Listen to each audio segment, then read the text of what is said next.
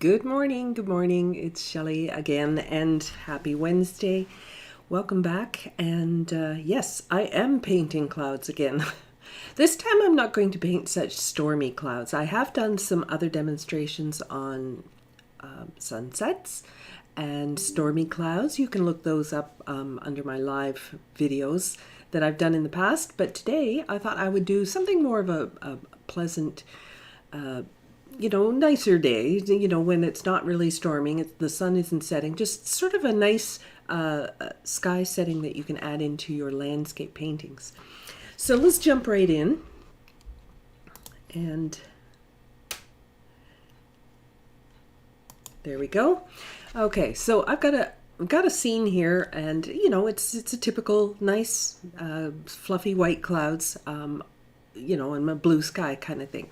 So this is one that surprisingly a lot of people seem to struggle with, and that's, I think, because they're trying to paint the whole thing all in one go. And for me, I end up doing this in kind of at least two passes. Oh shoot, my phone is ringing. We'll turn that off. And so we're going to do this in a couple of stages.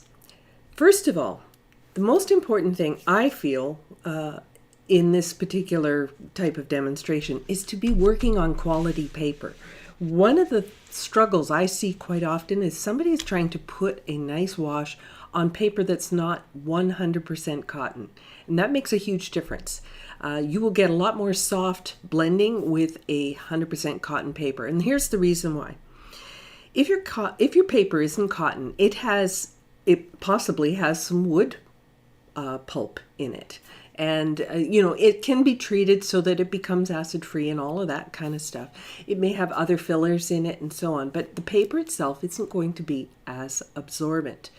So that means your first layer has more of a tendency to sit on top. If it can't absorb, it sits more on top. So you go to do another layer. What happens? The first layer comes off. So use 100% really absorbent paper. I'm using Arches 140 pound cold press, but there's a lot of really good brands in there. There's Sanford Waterford, there's Fabriano Artistico, there's all kinds. There are lots and lots of brands. Wherever you happen to live, you probably have different brands that I've maybe never tried before. But what you're looking for is 100% cotton. I have students all the time arriving, but it says 140 pounds. Well, that just means how thick the paper is. That means nothing about the quality. So keep that in mind. And before I jump in and start wetting paper, I'm going to say good morning to Fortuna, California, and Morgantown, Pennsylvania, Brighton, Ontario, Scotland, Naples, snowy southwest Ontario. Yes, we have snow here as well. It's coming down. It looks like that really nice, gentle Christmas snow, although I hear it's going to get kind of nasty later. But we have Tucson, Arizona. We have Missouri, Australia. Welcome back. In the wee hours of the morning in Australia. And Kingston, Wisconsin, Paddock Lake, Wisconsin, Lancaster, Pennsylvania, Peterborough, all over the place. Washington State, fantastic. Thank you so much for joining. And let's get in. Now, so one of the problems I see so often is that in a sky, it tends to look like all the clouds are the same size, which makes the sky look like it's on a flat vertical plane instead of, really like it's like looking at a wall instead of something that looks more like a ceiling, because that's what a sky is, right? It's a ceiling. So it comes up right over your head. And in order to create that effect, we need to look at the size of the clouds. So for example, in this demonstration, look how large these clouds are here and these clouds are here. They're more over our head. Now look way down here on the horizon. Look how small and sort of overlapping all of those little clouds are. So that's one number one thing to keep in mind in order to create that grand perspective in your skies. Don't make all your clouds the same size. We are hardwired for some reason to make everything equal, perfectly spaced and equal in size, and it's just the way we are. It's just the way we're made, that we tend to want to do that. So I like to keep a lot of my clouds soft looking, which means, of course, that I'm going to be working on wet paper. So I'll be working wet on wet technique. For this, I'm going to use a nice big brush. This happens to be a basting brush. They actually sell the same one, identical one, in the art store, but this is a basting brush that I got from the grocery store. So this is great. It holds a lot of water. It's really just for wetting my paper. I don't use it for painting per se, but it's great for wetting my paper. So clean water. I'm going to wet my whole sky. Now, unless you have something really white in your paper, I usually will go right through my landscape. So I'll go right to the bottom of the page. Let's see. It was World Watercolor Day this week, on Tuesday, I believe. Or was it Monday? No, it was Monday. Monday was World Watercolor Day. I hope you painted this week. So I am getting this wet. I am spreading around the water evenly so that I don't have puddles somewhere or dry patches somewhere else. So I'm wetting the paper, but I'm distributing it throughout so that I get as even coverage as possible, because that means that I will have more of a predictable result, right? If I hit my paper and I hit a puddle, it will really make that paint move. But if I hit a dry patch, it'll grab. So keep in mind that it's very important to know the water surface and see it's even all over. I haven't missed any spots. You can see that sort of nice glossy shine on there. And now I'm going to go over to my palette and I'm going to mix up a generous mix of my cloud color, not my sky color. I'm going to do my cloud color. So for this, I want to make sure that my paint is not too dark, too gloomy looking, right? So I need to have something a little bit fresher. I want a little bit of a warm gray here. So, tending towards a blue purple type of color.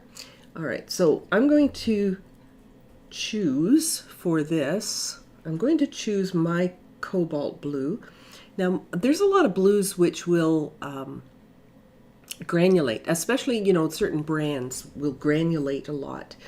If you're not familiar with granulation, it kind of looks like your paint is speckled with little granules of sand or something, or little granules of pigment. And that is a granulating type of paint. This one I'm using is a DaVinci cobalt blue. I personally don't find that it granulates much at all. So this one I like, but if you got one from, say, I think Daniel Smith makes a cobalt blue as well, and their thing is kind of like granulating color. So you may find that certain makes of paint will become a little bit more granulating. So if you don't want granulating color in your sky, test out your colors before you paint it on your paper. So I'm making a fairly diluted puddle of this blue, but I want to warm it up a little bit. So I'm going to put in, this is a color called Rose D'Or, and it's an orangey red. And if I put that in, I get a little bit of a dull purple. A little bit of a dull purple. If I put in a pinky red, I'd get a real purple. But I want one duller, so I'm putting in an orangey red, because orange and blue are complements, right? So one will neutralize the other. So I'm making this puddle fairly runny, but I'm not going to put this in really runny, so I'm going to change my brush to something a little smaller. No, I don't. I'll use the big one for now because I want to really emphasize those big clouds at the top. So I'm going to come in and get that a little bit warmer. And I'm going to test it out. Okay, I want to see how far that runs. I'm not going to just start running in with all my clouds right away. I'm going to wait until I get the kind of spread with my color that I want. If it spreads too far, you might have to take a piece of paper towel and blot your brush a little bit, right? So I can pretty much manipulate what I want. Keep in mind, you want to have the clouds at the top much more sort of round and voluminous because they are right over your head. So this is going to fill up, like it's going to take maybe 2 clouds here to fill up this space. And I'm kind of dabbling it on. That's a little bit of lint in there. Take that off. Because if I dabble it on, I get kind of like little channels of light area through there as well. So I like that. Now I'm going to add in touches of a little bit more dark in a couple of places, but I really want to be extra careful not to make this look stormy. It will dry lighter because it is on a wet surface, but now I need to leave a gap for the next cloud. So I need to leave, a generous amount of white here as well. And I'm not going to try to make it identical. I mean, I need to work fairly quickly with this. But this next cloud also is pretty large because it too is pretty much over our heads. Now, what happens if, oh gosh, I've already got down to here and my paper's starting to dry? Just stop. Just stop dead in your tracks. Don't add any more. Just dry it and then rewet your paper and then keep going. But don't keep pushing and pushing and pushing just because you want to get it done, because your paper starts to dry and your paper's telling you to stop. So if you start getting really hard lines and you really want soft clouds, that's your signal to stop. So listen to your paper. And I do think it's nice to have variation in this. So, a couple places I add a little bit more color, right? So that I have, variations. I don't just have it all the same. So I've got some extra darks in there. Not that any of it's really dark because it's not a stormy day. It's a nice cloudy day. Now I can feel, look at this, I'm starting to get harder lines here. So I'm going to have to stop here. I can buy myself a little bit of time if I use a sprayer. Grab a sprayer here. And I can spritz this. Nice soft spray. And I can buy myself a little bit more time. But there comes a time when it's really, you just need to know when you need to stop. So I'm leaving lots of white gaps in here. Very important, because don't forget the blue has to go in here. So when the blue goes in, you need to have a space to put it in. So these clouds, when I get down to here, we're really getting much closer to the horizon, and I need to get a lot smaller, lot skinnier with these clouds. And I'm being fairly generous still with my whites. Lots of, note the different sizes that I'm putting in here, that I am getting, some largeness in some of these clouds, and I'm also getting some really small, like almost just like little dots kind of thing. So let's keep this moving here. I gotta get, these clouds now are starting to overlap a lot. So, and I'm gonna spritz this because I am working live and I want to keep this moving, this demo.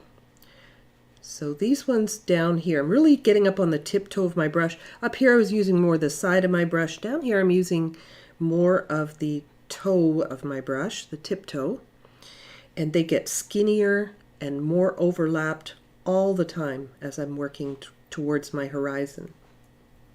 I'm almost out of color here too, so that's good that I'm almost done.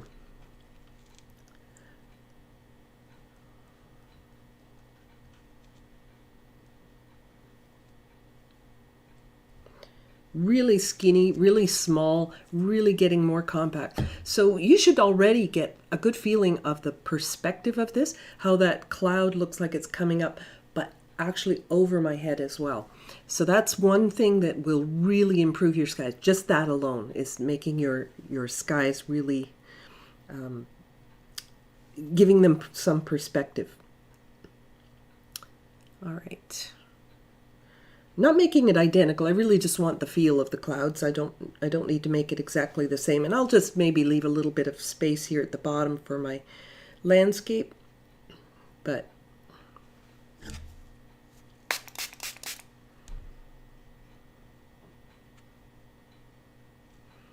careful when you're spritzing or spraying with your spray bottle.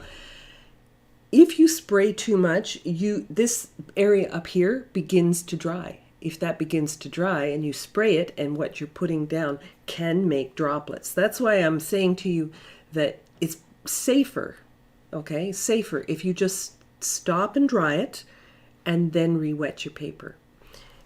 It will prevent, all those little spots showing up in your painting. And I think you all know what I mean. You've probably all had that happen to you where it has made little speckles in your paper. And that's because if the paper's really wet, or if the paint is really wet, it won't make the speckles because it'll just fill back in. But if the paper is beginning to dry, that's the dangerous stage, because that's when you'll spray with your sprayer and it'll leave all these little pinholes, all these little sort of like mini blossoms in your painting. So I think I need to dry this now. So everything looks really soft. It looks out of focus at the moment. I think I might have to do a little bit more, but I'm not going to make that decision right now. I'm going to put in my blue sky, and then I'll decide whether or not my clouds need a little bit more. I need some sort of comparison to the blue to see whether or not they're actually too light. I mean, they look very light right now, and I have a feeling that they are too light, but once I get the blue in there, that'll give me a little bit more of a value range.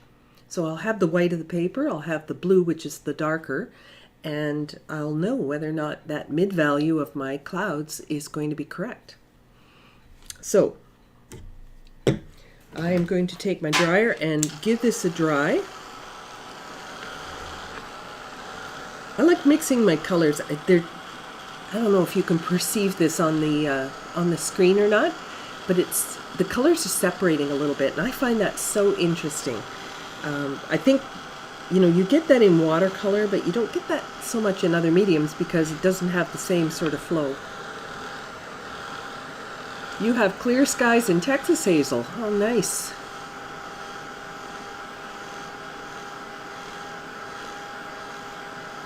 When I went to Texas last March, I was doing videos for Streamline Art Videos, and actually I was also filming my watercolor live segment for the event, which is happening right now. And it's actually just started, and I had to leave these beautiful blue skies, and I came home to a horrible snowstorm. It was not fun. You hope by the end of March that you're done with all the snowstorms, but here in southern Ontario, it could be anything. So I'm drying this. This is a heat gun. Now, I'm not too concerned about using a heat gun because I have no masking on here. It will dry it faster. You definitely don't want to use a lot of heat if you have masking fluid, but I really seldom, if ever, use masking fluid in my skies. I try to keep them as soft looking as possible.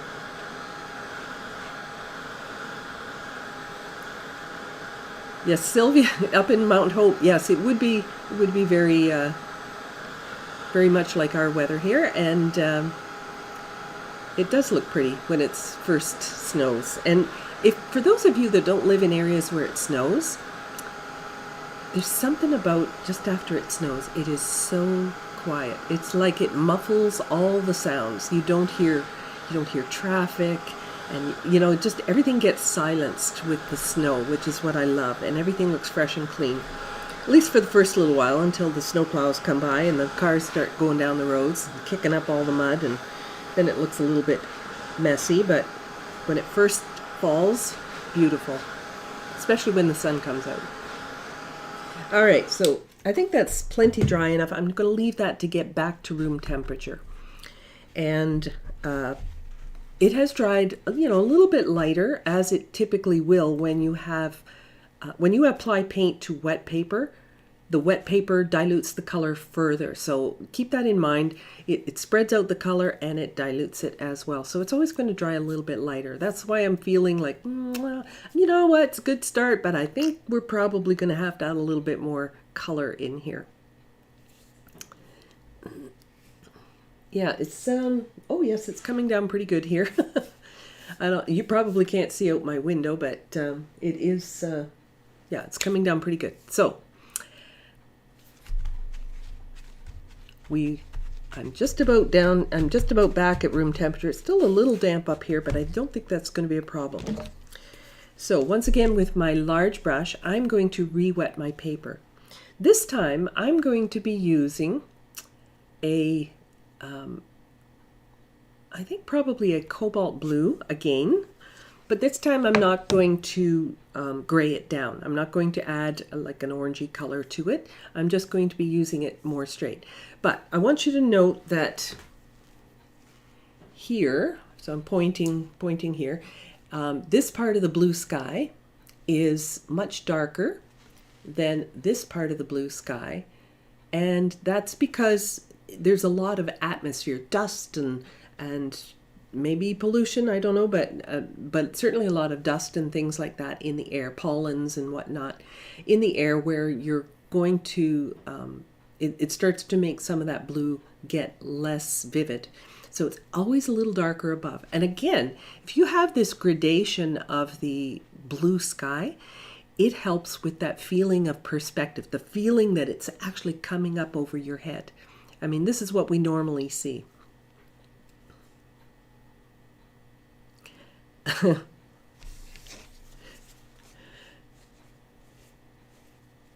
I'm just reading some of the comments. Lots of weather comments. Yes, we're expecting a storm today, so we'll see if it's as big as they say. Sometimes, you know what the weatherman's like. They tell you it's going to be awful, it's going to be terrible, stay home, get your milk, get your bread.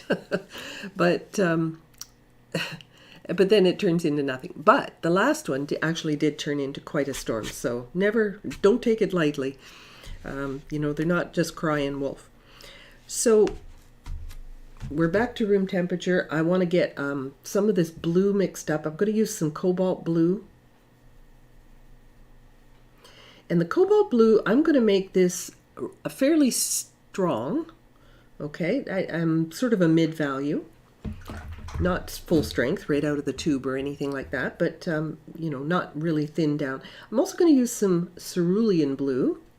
Now, cerulean blue isn't as transparent, but I do like it. It gives me this really nice, let me move this up a bit. Actually, I think my camera moved a little bit. Let me adjust that so you can see. So this is my cerulean blue. And you see there's a different, this is a warmer one, this is a cooler one. And I will start off with this color, and then I'm going to start bringing in this one. And this one, the cerulean, I will thin it down a little bit because that's where it's going to fade away off into the distance. Now, I have to keep in mind my cloud shapes and things. So I'm going to do this I can do this on wet if I don't want any soft, or if I don't want any hard edges. If I want all soft edges, I will do this on wet. But I think I'm going to include a few harder edges so I can wet portions of it. So I see the bottoms of all of these clouds up here at the top. I see those, there's combinations of soft and hard, crisp. So I'm going to get a second brush here. This is how I'm going to do it. I'm going to take a second brush. This brush in my left hand has just clean water in it. I've blotted it. It's not sopping wet. It's just damp. All right, so I'm going to pick up my blue. And I'm going to start and leaving white around my clouds because of the way that the sun is above, so it illuminates the edges of the clouds, which I love. I think that's kind of a beautiful effect. I've never used Khadi handmade paper. I've heard it mentioned before, but I wouldn't even know where to get it. So yeah. Yes, there's different types of paper that are extra soft, less sizing in it, so it's extra absorbent. But let's get in here with my blue, and I'm going to start maybe over here. Now, as I said, I'm not going to make it exactly the same as my picture because it's not necessary. I just want the feeling. And now I've got a very crisp edge there. I'm going to switch and grab my damp brush. This has no paint in it. And let's soften something here. Not quite damp enough, so blot it again. And I'm just going to come along here. See how the tip of my brush, I'm laying my brush down, but the tip of my brush is tickling that edge. Rinse and blot again. And I can soften some of the edges. So then I get this beautiful sort of mix of crisp and soft lines. All right, I'm going to do that again because that was so much fun. I will come in and, just in and out of the cloud shapes and so on. Make sure that this paint is wet. Because if you go to rinse your brush, blot it, and kind of soften, and it's already dried, it's not going to soften. So I'm going to lay my brush down here and let the edge of it soften away there. And I'm going to bring some of this soft color up into some of the cloud here. And I'm just going to touch in a few little bits to break up. You see that there's little pinholes. I can't point to it because as soon as I do that, my hand disappears. But you can see that there's a little bit of laciness to some of the cloud here. That you get these little pinholes every once in a while. I'm going to go back to my brush with paint. Make sure it's wet enough, that your brush is wet enough. I find many times the trouble is you're working with too small of a brush and that you're not filling it up with enough color. So, you go to do a stroke and you have to actually spread out the color. It soaks right in because you're working on a dry surface. So you need to really come in with a brush that's dry enough, or wet enough, I should say, that you can soften edges. All right, see, I hope you can see how runny that is. If I tip that, that will flow. So that is actually runny paint. I'm coming in here, getting that nice runny paint in there. Maybe there's a little gap or something like that. Now I come in with my rinsed brush, rinsed and blotted brush, and once again I'm going to soften the edge, soften some of the edges, not all of the edges. Let's soften an edge here too, even on the underside, so that you have these transitions between soft and hard edges. These tend to look a little bit more natural in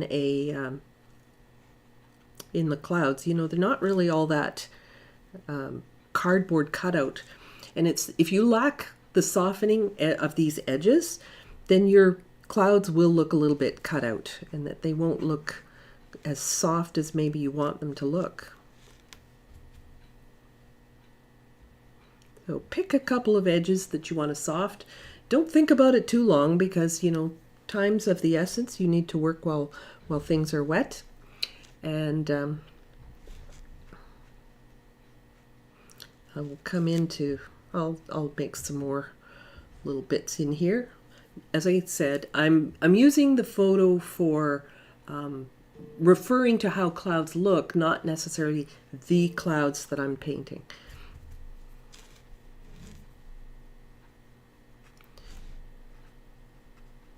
Softening a lot of this. Just with the toe of my brush. But if you're only softening with only the tip toe of your brush, you're not dampening out away from that paint. So therefore, what happens is you won't get, you'll just make a new hard edge. And don't forget, if you're softening, you also need to leave some of the white of the paper. That's important, to leave some of the white of the paper. Now these ones have dried, and if you see, if I try to come in to soften them, nothing happens. So you need to do this while it's wet. That's why I have two brushes in my hands, so I can keep this combination going. Another method I have seen people use is to basically just paint a few wet areas and just let it happen randomly as you're painting. That is one way of doing it, but I find this a little bit more to my liking. I like to feel a little bit more in control.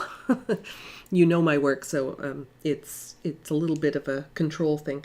So I'm going to start mixing some of my cerulean blue into here, and my paint's going to get a little bit lighter now. And I'm still working on wet or dry paper. Pardon me, dry paper.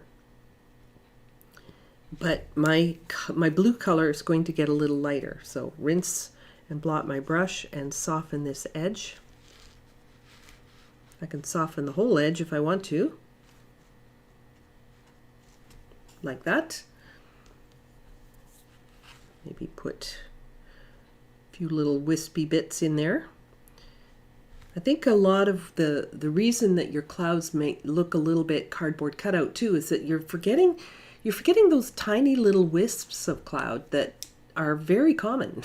I mean, we often see that, right? Where we have these little wisps of clouds. It doesn't matter where you are on the planet. You're going to have clouds at some point or another. So breaking up these spaces a little bit, and I'm going to rinse, blot. Once again, I will soften a couple of edges. And so I actually can make a really nice cloudscape of this. And I'm calling this a cloudscape because really the clouds are the main feature of, you know, when you're like 90% of your painting is the clouds, that's what it's about. So a little bit more of the cerulean. Cerulean is a little bit more thinned down. You can see a difference, hopefully, between this and the clouds I'm doing, or the blue sky I'm doing now. Let's do a little bit more through here. So I'm mainly putting this where the white areas are on my paper. I'm trying not to have too many really sharp, hard angles or things like that. You know, clouds really are kind of organic, so they will have more of a like, it's not going to have a zigzag type thing like that. It will be a little bit more rounded. So something else to keep in mind, just keep it a little bit natural looking if you can. Now, I don't want to go too far before I come back to soften an edge. I mean, sometimes you have a big area of blue that you want to do, and you think, well, I'll just, I'll finish it all, and then I'll come in and soften my edges. But then you get back to it, and it's like, uh-oh, this is dried. So I can soften some of these edges.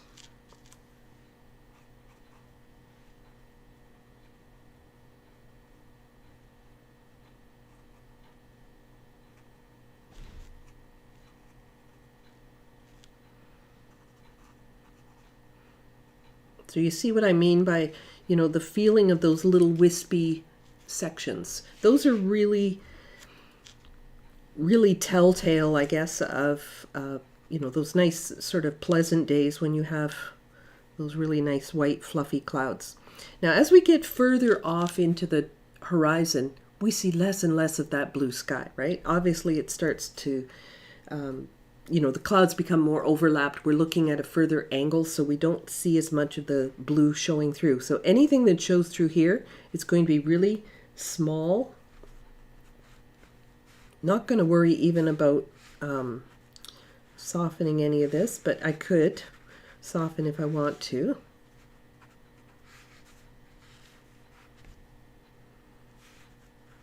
And maybe that's all I'll do back there, right? Just to show that the sky is still going, but it's predominantly clouds. I think I'll do a little bit more right over here.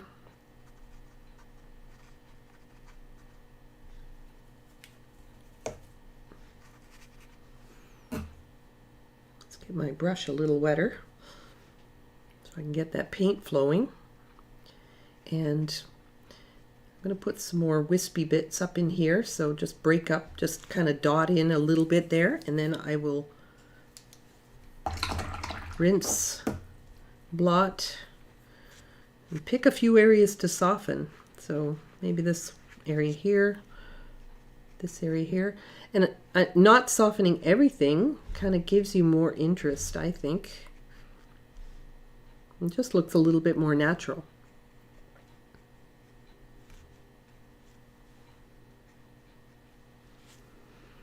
Just remember, when you're softening, your brush needs to be not as wet as the paint, or you create blossoms.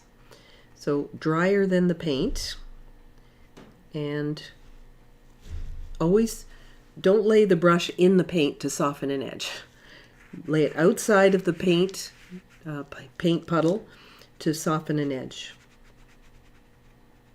If I go here, and yes, it's comfortable for me to do this, but I'm laying this part of my brush in the paint. What do you think that's going to happen? It's going to move it around. So, oh, thank you very, very much. Just reading back to see if there's any questions about this. No,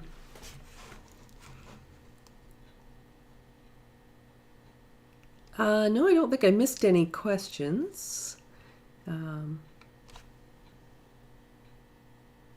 Oh, thank you, Dolores. That's very nice. So I can see now already that, holy smokes, I am way too light with my clouds themselves. So that means I'm probably going to need to come back. I also think I'd like to bring a little bit more blue in here. So I had some cloud there, but I'd like to bring a little bit more blue into this. So I'm going to do that right now before I dry this and get into my get back into my clouds. So I'm going to come in here along this edge that I did before, and I'm going to come up a little bit further now. Now you're probably thinking, uh-oh, that's going to make a mark. I can soften it just the same as I softened all my other clouds.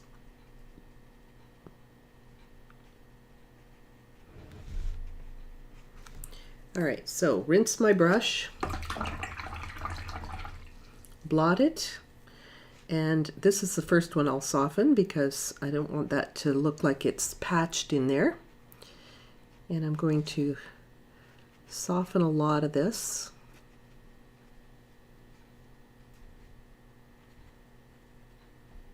Sorry, my hand's probably in the way, my arm's in the way, but you can see how I'm touching the edges of that paint. Sometimes it's a little awkward to paint on camera when you have to think about who's seeing it, not just me. So rinse, blot. I'm going to soften this a little bit more right up here, and this little spot looks a little too harsh, so I'll just dampen that.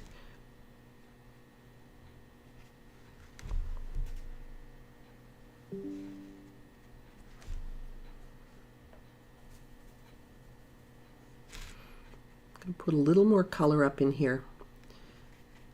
I want the color at the top to look like it's a little bit more dramatic. My blue seems to be a little bit different than my reference, but this is very often what I'm seeing in our skies. Let's rinse, blot.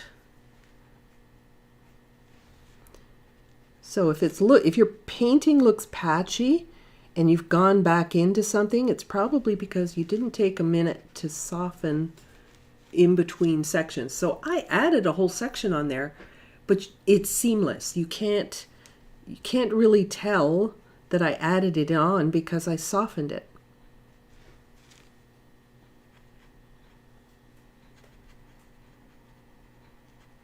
Laying the brush down. It's not just straight up and down brush, it's laying the brush down in order to get that to blend out more gently. All right, so I'm liking that better. I have a little bit more blue going on there.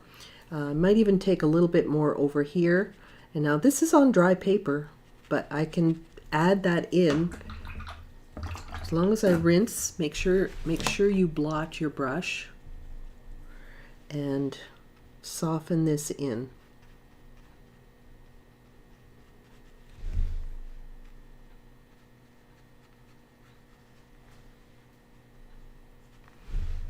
Okay, so I have some sky. It's looking deeper, darker towards the top. It's looking a little bit more pale as we come down to the horizon. And I'm going to dry this. Then I'm going to come in and I'm going to build up those clouds a little bit more. Now that I have kind of a little bit of a ghost version of what my clouds are going to be, I was a little concerned of making them too stormy. So I erred on the side of caution. And I went a bit light, although it didn't feel like it was that light when I was working on white paper, did it? So I'm going to dry this very quickly. It shouldn't take too long because it's, I put this on dry paper, so it shouldn't be too bad.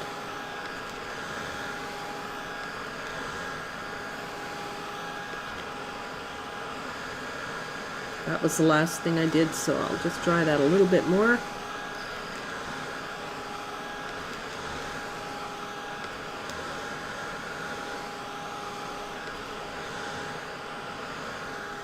That should do it. Now, I'm just going to let that get back to room temperature here for a minute. To do my clouds, I'm once again going to wet my paper. So that's why I need to make sure that I've dried this so that it doesn't go anywhere. It will stay put. And you can really see these passages of softness that allow your eye to just sort of flow from the cloud to the sky, and then it hits this hard spot, but then it flows through here again, and so on. It helps the eye flow through your sky, flow through your painting a little bit more when you have some soft edges. And that applies to not just clouds. Apply some soft edges in most of your paintings to help the eye flow through your composition. So, once again, I'm going to use my big brush, and it's room temperature now, so I'm going to brush through here, but I'm going to be very careful not to overbrush, right? I can soften up what's there, but if I just go through this once,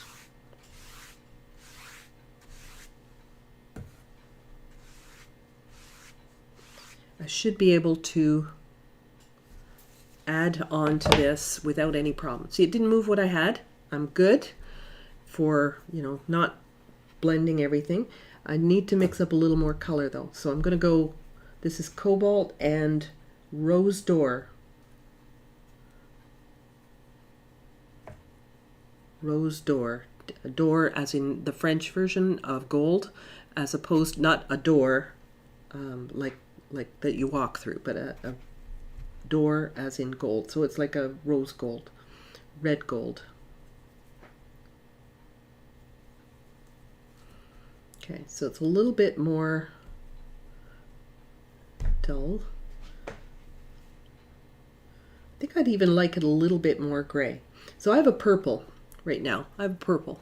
right? You might be surprised that to make that more gray, I'm going to add some yellow. And the reason is that yellow is the complement of purple. So if I add a little bit of yellow to that, it will gray it down further. But you really have to be careful. Don't add too much because you will make a muddy color. If you add too many of the primaries, like those are primary colors, red, blue, yellow. If you add too much, so I'll put it off to the side here, and I'll just bring it in a little bit. Get a little more over here. Okay, so I've got my yellow over here, and I bring it in sparingly, and you can see if I add too much, look what happens. That has turned into a really ugly color. So I need more paint anyway, so I didn't mind doing that, but I need more of the blue, cobalt blue, and rose d'or there. So I've got a nice sort of good dull gray, dull purple gray, warm gray that I mixed up, and I'm going to test this out. Got a little bit of extra water here, so I'm just going to tip my board and just drink that up because I've got a little too much on there. I don't want to wipe anything on my paper or blot or brush more because it's already been softening things up, but hopefully you can see that there's still that nice sort of satiny shine on there. And I am looking now to build up a little bit more in my clouds. Take a little bit off my brush, just blot my brush one quick blot so that I don't make these look too stormy. I'm going to use more of the side of my brush here. But I am trying to keep the whiter areas of the clouds. I think that that's important. So I'm going to rinse. And if something doesn't move where you want it to, I rinse and I'm going to just soften this a little bit. So my paper's maybe not as wet as I had it before, and I may have to actually sort of manipulate it a little bit to help soften that cloud. But that cloud looks really soft now. If you don't have rose d'or, so an orangey red, whatever you have that's an orangey red, like a cad red light or something like that.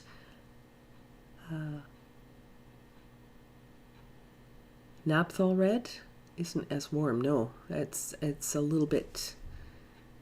Yeah, you want a warm, almost orange if you want to dull this down. So I can't talk too long. I have to keep painting here. So I'm going to come in with a little bit more of this in certain areas. This is not quite as wet as I'd hoped, so I'm going to spray it with my spray bottle, clean water. Oh, I can see a big spot I missed too. One swipe, but that was not much because I don't want to move my paint, right? You've got to be very gentle at this stage. If you get your paper wet once it's got paint on it, you can move that around pretty easy. And so it can get a little dangerous. So I'm just being very selective about how much of this I put on. I'm not redoing everything that I just did. I'm adding to it.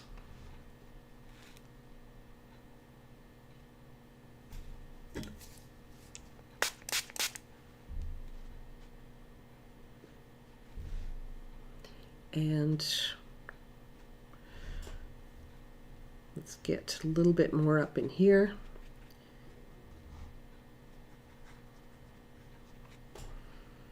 Don't forget that as you paint, all of this softens because it's on a wet surface.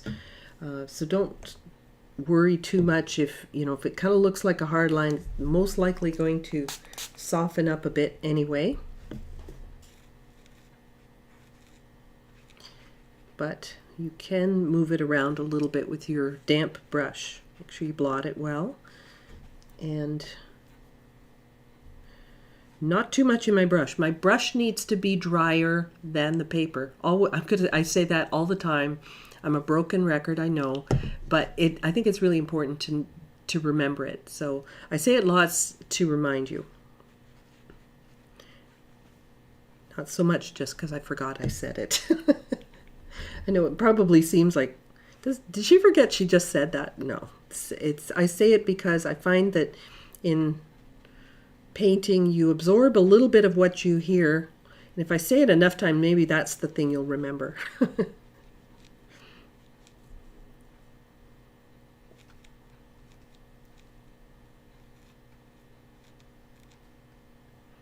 You'll hear my voice in your head saying, the brush has to be drier than the paper.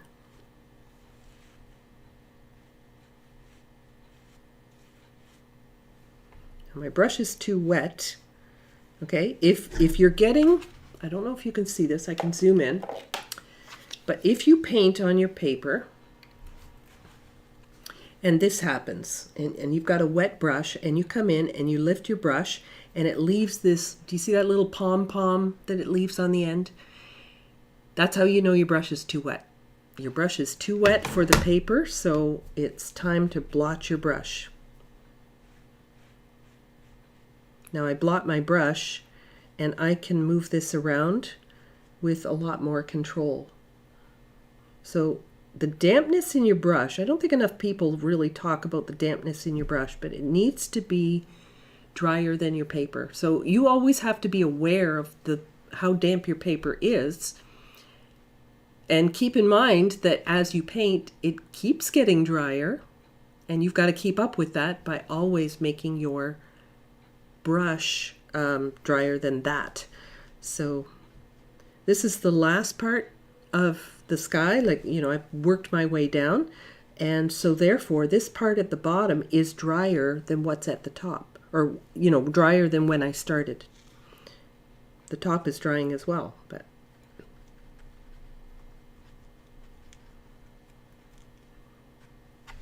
okay, so let's zoom out here, see what we have. Okay, so we have a pretty, you know, it doesn't look like a storm. It just looks like one of those days when you sit in a field and you look at what shapes and animals you can see in the clouds. So that's the kind of cloud I was going after for today, and I hope that has helped you with your clouds. I used to think that I had to do the whole thing in one fell swoop, and how terrifying is that? So I really was worried about trying to do it all at once. If I see a spot that needs a little bit more, you know, I'll add it in as long as it's wet, but you can't go in endless times and just play. You have to recognize when your paper is starting to dry too much. So that's a skill in itself, just knowing when to stop, right? All right, so I'm going to see if there's any questions here. All parts of your brush. Absolutely, Dolores, use all parts of your brush. Most shadow. So I think that's probably a little bit better. One thing I realized I've done sort of inadvertently is I made a pair and a pair and a pair.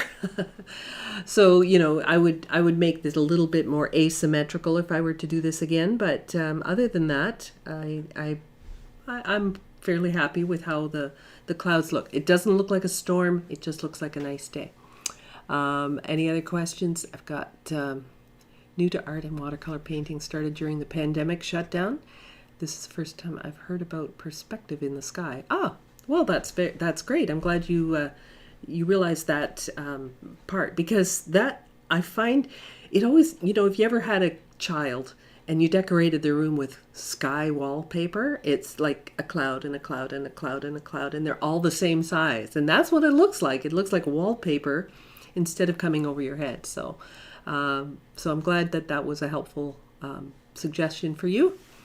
And what mixture can you use if you don't have rose d'or? Oh, I think I answered that. Any other orangey red? Let me see. Rinse and blot your brush. Yes. Yeah, always pay attention to what's happening in your brush. I mean, so often you see the camera and it's on the painting, but you're not seeing the what's going on with the brush, and that you have to make sure that you're taking the moisture out of your brush as well, so that you have some control. But if you see those pom-poms, like you put your paint down, your brush is too wet at that point. If you put it down and you don't get anything but a straight line, your paper's too dry. So those are things to be watching for as you're painting. And it will help if you spray a little bit. Refill a nasal spray bottle with water. Can be used for tiny controlled tray. I think you meant spray of water, or empty for blowing air. I'm not sure what that means, but a nasal spray bottle. Okay. Oh, well, I guess if you're just blowing paint around, I don't know. I'd have to, I don't know. I don't know exactly what you mean, Dolores, but anyway, maybe you can re-describe that so that I can understand.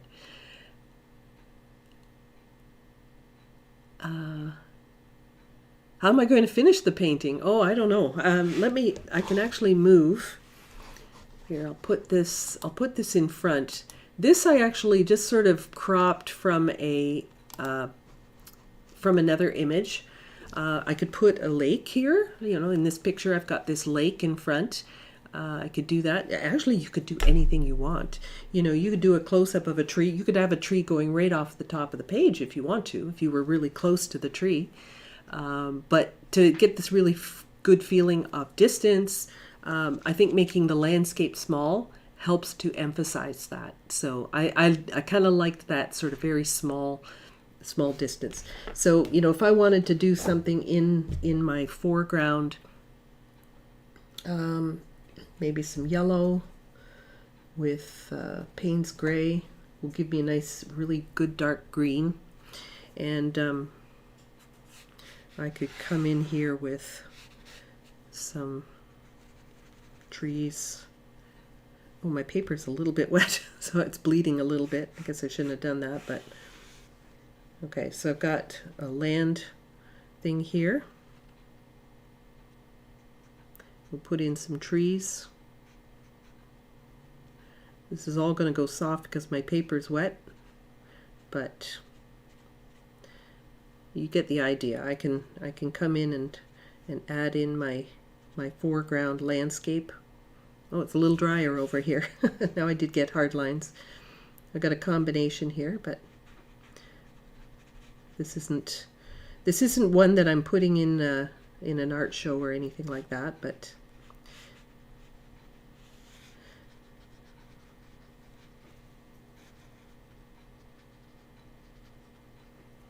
put in my landscape. I could hint at some of the reflection here, just wet this area.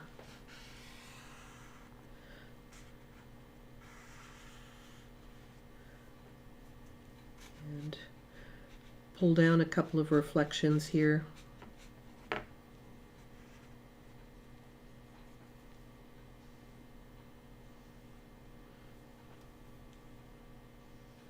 I could make a very, very simple landscape like that, and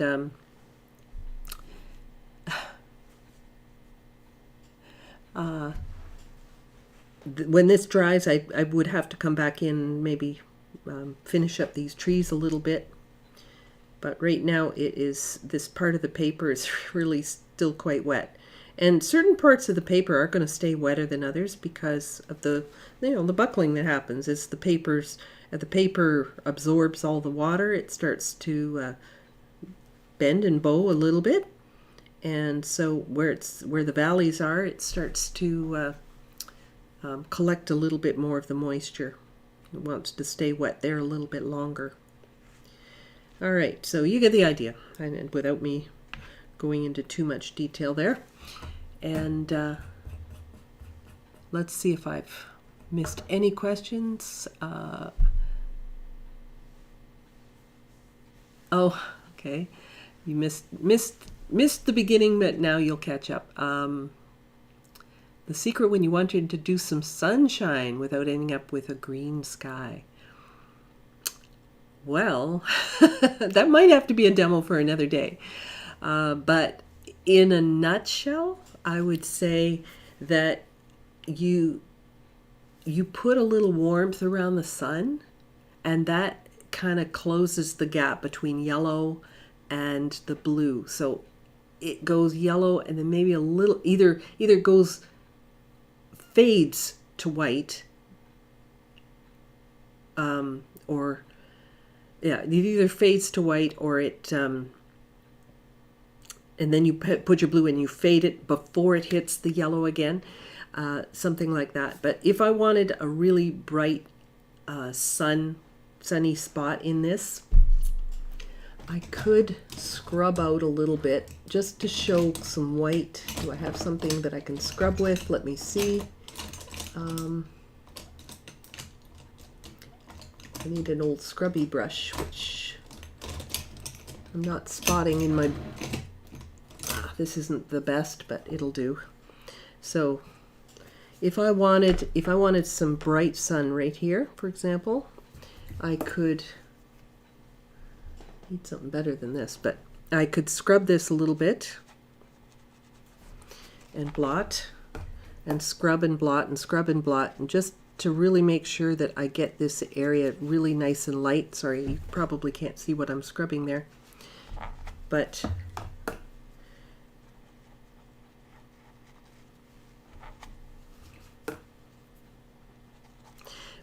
will never look like sun until it has a little bit of warmth. That's what I've found, because it needs a little bit of warmth. And to make it not look blue, I think this is going to have to be a different demo, because there's no way I can take this painting and add sun to it. But I will put that on the list, because in fact, that's one that I almost did today. But I will do that one on another day. Without creating blue or without creating green in your sky. Yes, because you get the warm sun, and then you get the blue of the sky. It can definitely turn green.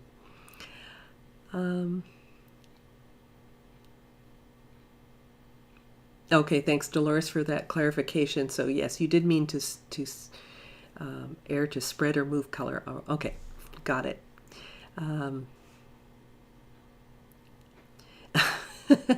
Artist enthusiasm competing with watercolor patience is a struggle. Yes, the struggle is real. It's definitely real. Oh, thank you, Dave. All right, I think I got all the questions. Mist above the trees. Yeah, it does kind of look like that, doesn't it? Because of the way it all softened. It wasn't intentional. I would wait until that was dry before adding in my land, but I jumped right in, and of course that's what happened. So, all right. Well, we're gonna sign off for today. We'll see you next week at the same time. All right. Give me a thumbs up if you liked it, and we will see you next week. Bye.